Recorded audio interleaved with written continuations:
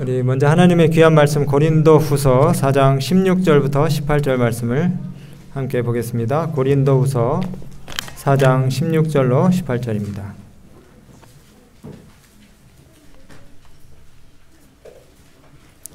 고린도후서 4장 16절로 18절 제가 읽어드리겠습니다. 그러므로 우리가 낙심치 아니하노니 겉사람은 후패하나 우리의 속은 날로 새롭도다. 우리의 잠시 받는 환난에 경한 것이 지극히 크고 영원한 영광에 중한 것을 우리에게 이루게 함이니 우리의 돌아보는 것은 보이는 것이 아니요 보이지 않는 것이니 보이는 것은 잠깐이요 보이지 않는 것은 영원함이니라. 아멘. 올해 들어 벌써 세 번째 침례식입니다. 연말에 하나님께서 우리에게 너무나 큰 선물을 주셔서 귀한 두 분이 예수님 안에서 거듭나는 이 예식에 참여하게 되셨습니다. 귀한 이 두 분을 우리 교회 이름으로 환영하고 또 축하합니다. 지금까지는 우리가 눈에 보이는 것만 보고 살아왔다면 이제부터는 보이지 않는 영원한 것을 믿음의 눈으로 바라보며 사시게 되길 바랍니다. 오늘 제가 하나님을 믿는 여러 가지 이유가 있는데 그 중에서 한 두 가지 정도만 제가 말씀을 좀 드리고 침례식을 바로 하도록 하겠습니다. 여러분들이 하나님 믿는 여러 가지 중요한 이유들이 있으시겠죠. 그렇지만 제가 오늘 이 고린도후서에 있는 말씀을 바탕으로 해서 하나님을 믿는 두 가지 이유를 이렇게 좀 정의해 봤는데요. 첫 번째는 현재를 우리가 좀 색다른 관점에서 바라보고 살 수 있다는 것. 그것이 하나님을 믿는 중요한 이유 가운데 하나이고요. 두 번째는 미래에 관한 이야기인데요. 미래에 대한 기대를 우리가 늘 가지고 살 수 있다는 것. 하나님 믿으면. 그게 하나님 믿는 중요한 이유라고 저는 생각이 돼요. 현재를 색다른 관점에서 볼 수 있다는 것. 두 번째, 미래에 대한 기대를 가지고 살 수 있다는 것. 여러분 이걸 꼭 기억하시기 바랍니다. 세상이 아무리 좋아도 이 세상에 눈에 보이는 것들은 다 잠깐입니다. 돈, 명예, 인기, 업적 다 일장춘몽이에요. 마치 이런 것 같아요. 여행 가기 전날 밤에는 어떻습니까? 엄청 설레고 그 다음에 기대가 되고 마음이 부풀죠. 잠이 안 오고 빨리 그날이 오길 간절히 바라보지만 막상 다녀오고 나면 어떻습니까? 막상 다녀오고 나면 시간이 너무 금세 지나가 버린 것이 아쉽고 그 다음에 그곳에 오래 머물러 있지 못한 것이 또 아쉽고 그러면서 내가 꿈을 꿨나 생각할 정도로 그렇게 기대와 설렘이 마치 바람 빠진 풍선처럼 이미 온데간데 없어요. 물론 사진을 보고 그 좋았던 시간들을 추억을 하지만은 그러나 가기 전날만큼 그렇게 기대가 되고 설레지는 않습니다. 제가 늘 말씀드리지만은 여러분들도 아마 그러실 거예요. 세수를 하다가 우리 어른들 세수를 하다가 거울을 딱 보면 이게 내 모습이 아닌데 부정하고 싶죠. 그죠? 눈가에 주름이 생기고 또 찢어졌다가 아문 자국들 점점 늘어나는 검버섯들 그렇습니다. 그래서 우리 어른들은 화려하고 찬란했던 그 젊음과 패기 그리고 의욕이 넘치던 그런 시절들을 생각하면서 지금의 형편과 모습을 한탄하실 수도 있어요. 젊은 사람들도 마찬가지입니다. 정상의 자리에 오르려고 발버둥을 쳐서 그렇게 올라봐도 금세 더 젊고 영하고 패기 만만한 그런 실력 있는 사람들이 막 계속해서 밀고 올라와요. 허무한 생각이 듭니다. 빼앗겼다, 밀렸다 이런 생각이 들면서 불안해하는 것이 우리 인생입니다. 우리가 예수님 안에 생명으로 매일 마음이 새로워지는 그런 경험을 하지 못하면 사실 우리 인생은 죽음과 고통으로 귀결되어야 될 어두운 운명이에요. 여러분 죄로 황폐된 이 세상에서의 인생살이라는 것이 다 그런 것입니다. 이게 어디에 있는 유적인지 아세요? 많이 보셨죠? 중국의 그 진시황 진시황의 그 병마용갱입니다. 가보지는 않았지만 사진으로 봐도 어마어마해요. 진시황이 어떤 왕입니까? 장생 불사초를 갖다가 구해오려고 3,000명의 동자를 갖다가 서복과 함께 보냈지만은 이 진시황 겨우 50세 살고 죽었습니다. 저 어마어마한 유물을 남겨놓고 죽었지만 그를 다시 살리지는 못해요. 저 유물이 진시 황제를 갖다가 다시 회복시키지는 못한다는 겁니다. 여러분, 붙잡을 수 없는 게 세월이고 늙는 것을 막을 수 없다는 거 다 알고 계시죠?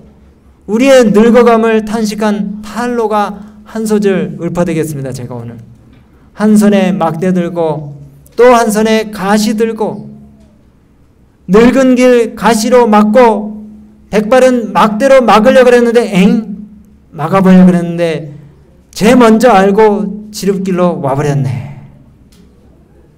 여러분, 늙음과 죽음을 우리가 막을 수 있습니까? 못 막아요. 그래서 우리의 겉사람은 계속해서 낡아지고 후패합니다. 겉사람은 계속 풍선이 바람 빠지듯이 계속 후패하고 낡아져요. 근데 여러분, 성경에 이런 말씀이 있더라고요. 이사야가 풀은 마르고 꽃은 시드나 우리 하나님의 말씀은 어떻게 한다고요? 영영이 서리라. 영영이 서리라. 사람이 죽는 거 당연한 이치인데 죄의 영향 안에서 죽지 않을 사람 한 사람도 없어요. 왜? 로마서 6장 24절에 죄의 삭은 뭐라고 했기 때문에요? 사망이라고 했기 때문에. 어쩌면 이렇게 하나님 말씀이 딱 맞는지 몰라요. 교회 처음 나오신 분들이 그래요. 내가 왜 죄인이냐? 내가 왜 죄인이냐? 근데 이 로마서 6장 23절이 답변해 줍니다. 당신 안 죽을 수 있어? 당신이 안 죽고 영원히 살면 당신은 죄인 아니야. 근데 우리가 다 죽습니까? 안 죽습니까? 다 죽어요. 그러니까 결국 우리는 다 뭐라고요? 죄인이에요. 우리가 죽는 걸 통해서 죄인임을 증명하는 것입니다. 어쨌든 육신이 약해지는 건 그렇다 치고 마음까지 퇴보한다는 것은 참 용서가 안 돼요. 어떻게 육신이 약해지는 것, 겉사람이 계속 후패해지는 것에 대한 두려움과 염려가 우리에게 늘 있어요. 나이가 들수록 의욕이 떨어지고 자신감이 없어지고 새로운 것을 시도해보려는 그런 도전의식도 사라지고 무기력해지고 때로는 이런 생각까지 누가 날 무시하나 이런 생각까지 들어요. 근데 여기 다시 하나님 말씀에 우리의 눈을 번쩍 뜨게 하는 그런 말씀이 있습니다. 우리 같이 한번 읽어볼까요? 너무 글씨가 작지만. 그러므로 시작. 그러므로 우리가 낙심하지 아니하노니 겉사람은 후패하나 우리의 속은 날로 새롭도다. 겉사람은 쭈글쭈글해지고 약해지고 그 다음에 떨어져 가지만은 그러나 우리의 속사람이 계속해서 청춘을 유지할 수 있는 방법이 있다는 거예요. 여러분, 마음과 생각이 바뀌면요, 우리의 어떤 그 몸 상태와 다르게 놀라운 삶의 차이를 드러낼 수 있다는 증거가 여기 있습니다. 여러분, 하나님께서 여러분들의 마음의 생각과 뜻을 바꿔주시기를 간절히 바랍니다. 저는 이 패럴림픽, 장애인 올림픽 그 경기를 볼 때마다 참 놀라운 사람들 많이 보는데 생각이 바뀌는 걸 경험해요. 저렇게 사람이 생각이 바뀌면 저런 일도 해낼 수 있구나. 여기 의족 스프린터 선수예요. 피스토리우스라고 하는 사람인데요. 저 발이 없어요. 무릎 이하가 이렇게 날 때부터 없는데 저 풋플렉스라고 하는 인공 풋이라고 하는 그 인공 의족을 달고 100m를 얼마나 세게 뛰냐? 100m를 10.97에 도달합니다. 저는 다리가 이렇게 멀쩡한데도 17초나 18초 뛸까요? 근데 이 선수는 10초 9일. 일반인이 도저히 따라잡을 수 없는 그런 속도로 달립니다. 사람이 하려고 하니까 신체 조건과 상관없이 놀라운 일을 이루잖아요. 우리가 하나님을 믿으면, 우리가 하나님을 진실로 믿으면 우리의 생각이 바뀌어서 현재를 바라보는 관점이 달라진다니까요. 현재를 바라보는 관점이 달라집니다. 긍정적으로 세상을 바라볼 수 있게 돼요. 모든 것이 암울하고 모든 것이 절망적이고 나는 할 수 없다라고 하는 그런 어두운 그림자가 내 마음을 내리덮어도 우리가 긍정적으로 세상을 바라볼 수 있는 그런 마음의 변화를 하나님을 믿음으로 인해서 우리가 가질 수 있다는 것이에요. 상황이 아무리 안 좋아도 아무리 어려운 악조건 속에서도 우리가 할 수 있다는 내면의 힘이 생긴다는 것입니다. 예수님의 은혜와 사랑으로 우리의 생각과 태도와 마음의 뜻이 바뀌어서 여러분 행동이 바뀌는 놀라운 축복들 경험하시게 되길 바랍니다. 예수님의 도우심을 받아서 마음이 늘 새로워지고 여러분의 속사람이 늘 새로워지는 그런 경험들을 꼭 하시게 되길 바라요. 그 불교의 화엄경에도 그런 말이 있더라고요. 일체유심조 많이 들어보셨죠? 일체유심조 뭡니까? 모든 세상 일은 마음 먹기에 달렸다 그래요. 사람이 어느 정도는 자기 마음을 다스릴 수 있어요. 그런데 거기 성령의 역사가 임하면 더 놀라운 마음의 변화가 올 수 있다는 것입니다. 그래서 마태복음 6장 33절에 너희는 먼저 뭘 구하라? 그분의 의와 그의 나라를 구하라. 그럼 하나님께서 모든 것을 다 해주시겠다 그랬어요. 모든 것을 다. 사도 바울은 마음의 변화를 얻게 된 비결에 대해서 자신의 그 경험에 비춰서 이렇게 이야기합니다. 빌립보서 3장 7절에 그러므로 무엇이든지 내게 유익하던 것을 내가 그리스도를 위하여 다 뭘로 여겼다? 해로 여겼다. 배설물처럼 여겼다 그랬어요. 또한 모든 것을 해로 여기면 내 주 그리스도를 아는 지식이 가장 뭐하기 때문에요? 고상하기 때문에. 가장 고상하기 때문에 모든 것을 다 잃어버리고 배설물로 여겨도 아깝지 않다고 그렇게 이야기하는 것입니다. 바울이 가졌던 이력과 경력 그리고 그가 성취하고 일으켰던 모든 것들이 다 쓰레기처럼 그리고 배설물처럼 그렇게 여겨졌지만 오직 예수님을 아는 지식을 마음에 갖기를 소원했을 때에 예수님 안에서 자신의 새로운 모습을 발견하게 됐다고 바울은 이야기하는 것입니다. 여러분 예수님이 우리 마음 가운데 들어오시면 우리 삶의 중심이 되면은 여러분 삶이 새롭게 달라질 수 있다는 사실을 꼭 기억하게 되시기 바랍니다. 마음의 변화를 받는 비결은요, 예수님을 경험함으로 이것이 가능합니다. 우리 자신의 의지로는 절대로 안 돼요. 우리 자신의 의지는 늘 말씀드리지만 와이프인의 말씀 인용하는 것처럼 썩은 새끼질과 같아요. 작심삼일입니다. 그러나 예수님께서 우리의 의지를 조종해 주시도록 우리가 송두리째 우리 자신을 바치게 될 때에 놀라운 일을 주님께서 우리를 위해서 행하시는 것을 여러분들이 경험하실 것입니다. 겉사람은 후패해지만 속사람은 어떻게 된다고요? 날로 새로워진다. 겉사람은 낡아지지만은 우리의 속사람은 날로 새롭게 되어진다. 여러분 예수님 안에서 일신 우일신 하시게 되길 바랍니다. 아침마다 예수님 안에서 새로운 경험을 하시게 되길 바라요. 연초가 올 때까지 기다리지 마시고 이제 한 해가 다 저물어 가지만은 다시 결심하세요. 오늘이라도 아니면 내일이라도 예수님 안에서 새로운 삶을 살기로 다시 결심하시게 되길 바랍니다. 한 2주, 3주 일찍 여러분들이 새 출발을 하게 되는 것입니다. 여러분 긍정 마인드, 젊은이의 사고와 생각으로 세상을 높은 곳에서 바라보시게 되길 바라요. 고린도 후서를 보면은 바울이 어떻게 미래에 대한 기대를 가지고 살았는지 우리가 알 수 있습니다.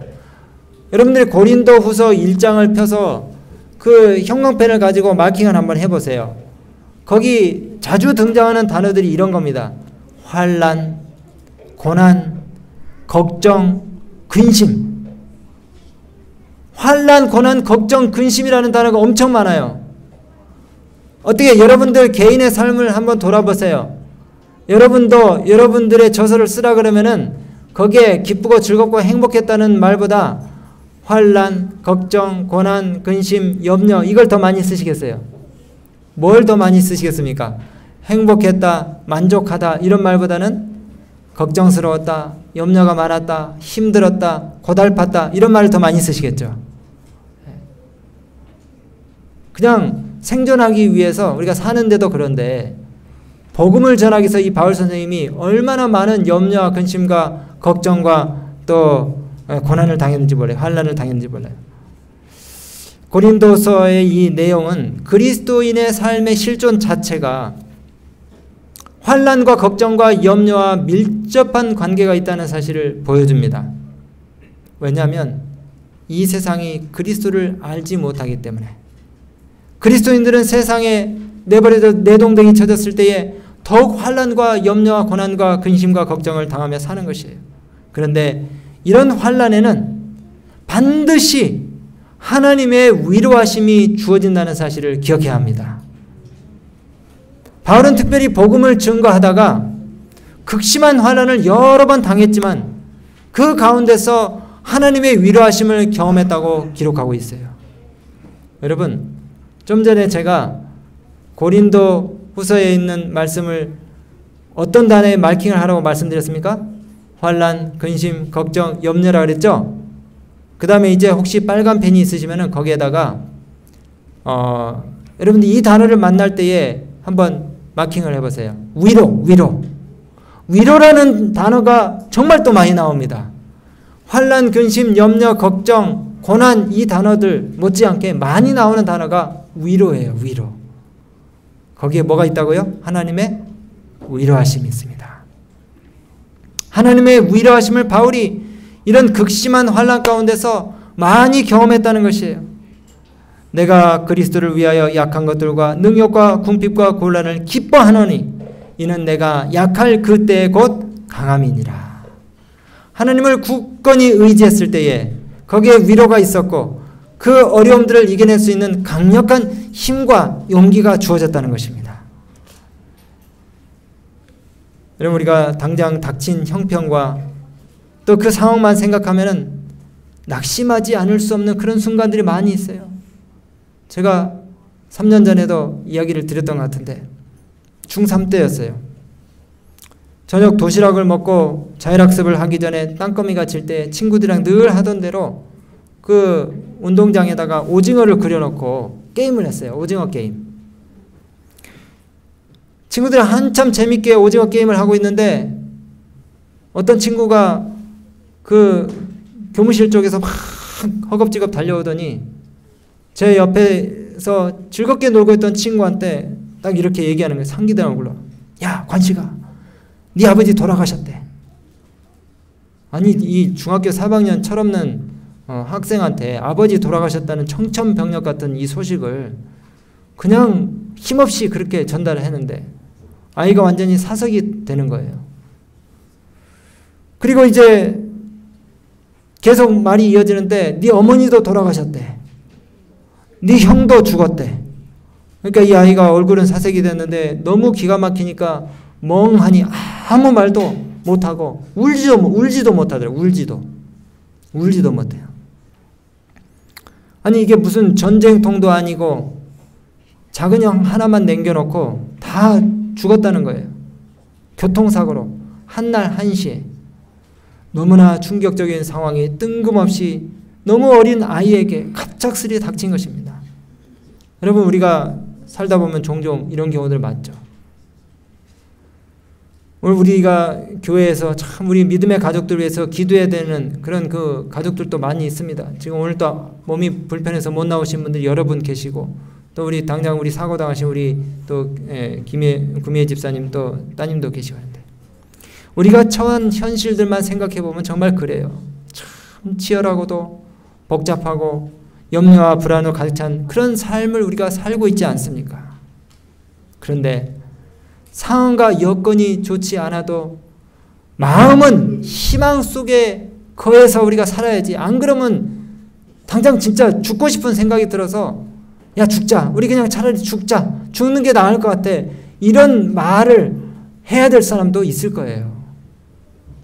정말 뭔가 우리의 생각이 바뀌어지지 않으면 도저히 받아들이기 힘든 그런 어려움이나 도전들이 끊임없이 들이닥칩니다. 긴 터널을 지나는 것처럼 막연하고도 정말 막막한 그런 순간들이 참 많이 있어요.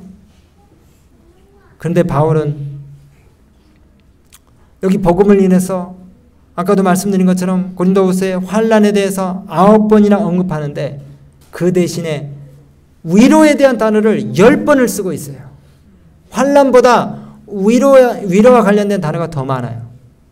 그러면서 마음에 하나님으로 인해서 위로가 넘친다고 그렇게 이야기합니다. 죄된 세상이라 고난과 역경과 환난을 우리가 피할 수 없어요. 죽기 전에 늘 마음의 염려와 근심과 고통이 사라지지 않을 것입니다. 그러나 뭐가 있어서 산다고요? 그리스도의 특별하신 위로가 있어서 우리가 아직도 생명을 부지하고 사는 것이에요. 아시아에서 당한 환난을 바울이 이야기하면서 힘에 지나도록 심한 고생을 받아서 살 소망까지 끊겨지고 마음의 사형 선고를 받은 줄로 그렇게 생각했다고 바울이 이야기합니다. 근데 이 상황에서 바울은 이런 태도로 말하는 것이 참으로 신기해요. 우리의 잠시 받는 환난에 경한 것. 여러분, 경한 것이 뭡니까? 경하다는 말이 뭐예요? 가볍다는 말이요. 가볍다는 말. 뭐에 비하면요? 우리에게 주어질 그 영광스러운 미래에 비하면은 이거 아무것도 아니다 이 말이에요. 이 환난의 고통과 괴로움은 별거 아니다. 가볍다. 아무것도 아니다. 그렇게 이야기하는 것입니다. 영원한 영광에 중한 것, 우리가 가게 될 그 하늘나라를 우리가 생각하면 이 땅에서 겪는 고난은 아무것도 아니라는 것입니다. 여러분, 갤럭시 S21을 쓰니까 책상 서랍에 있었던 갤럭시 S3를 보니까 너무 유치하고 우스워요. 네. 그거 오랫동안 안 쓰고 넣어놨더니 배터리가 불어가지고 터졌더라고요. 네. 근데 저걸 가지고 어떻게 내가 스마트폰을 사용하고 지냈나 이런 생각이 들 정도로 진짜 후졌더라고요. 네.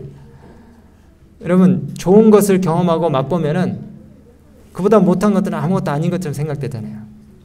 하늘나라를 자주 묵상하시고 생각하시면은 이 땅의 그 환난의 그 모든 것들이 다 경하게 느껴질 것입니다. 다 극복할 수 있는 힘이, 마음의 힘이 생길 것이에요. 여러분, 하늘나라가 있습니다. 누가 저에게 하늘나라가 있냐고 그렇게 물어보면은, 그리고 어떻게 가보지도 않은 하늘나라를 믿을 수 있냐고 그렇게 얘기한다면, 저는 그 성경에 다니엘 요한계시록에 모든 예언들이 다 성취되고 이루어졌잖아요.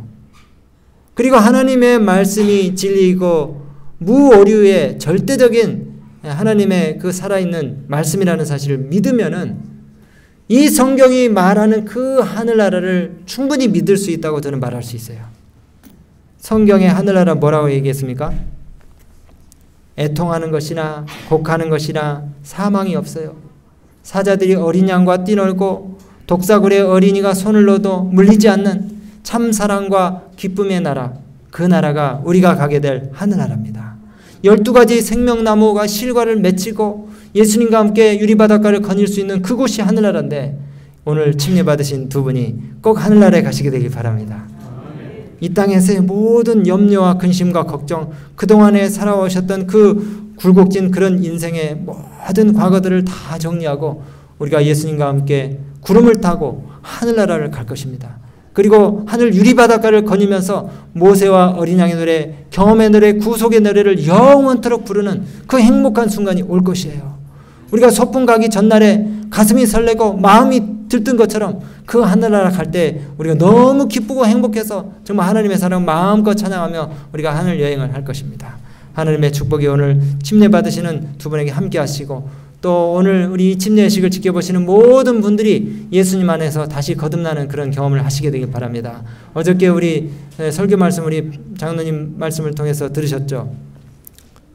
정말 우리 모든 그리스도인들이 거듭남의 경험을 하지 않으면은 우리의 그 혈기대로, 성미대로 우리가 여전히 살면서 부족한 모습들을 많이 드러낼 수밖에 없어요. 그러나 구원받은 성도의 표식으로서 우리가 거듭남의 경험들을 계속 하게 될 때에 우리의 삶이 다른 사람들에게 그리스도 살아계심을 증거하는 그 어떤 전도의 삶이 될 거라고 그렇게 확신합니다. 우리 모든 믿음의 가족들 함께 하늘나라 다 가시게 되길 간절히 바라면서 말씀 마치겠습니다. 우리 기도하겠습니다. 하나님 아버지, 오늘 이 은혜스러운 안식일에 축복의 눈을 많이 내려주셔서 감사합니다. 두 분 하나님의 성령과 또 우리 주님의 임재와 예수 그리스도의 사랑과 또 축복 속에 이제 침례식을 거행하게 될 때에 천천만만의 하늘의 천사들과 함께 우리 모든 믿음의 가족들 지켜보면서 하나님을 찬양하고 또 하나님께 영광 돌리게 도와주시옵소서. 고마우신 예수님 이름으로 기도드리옵나이다.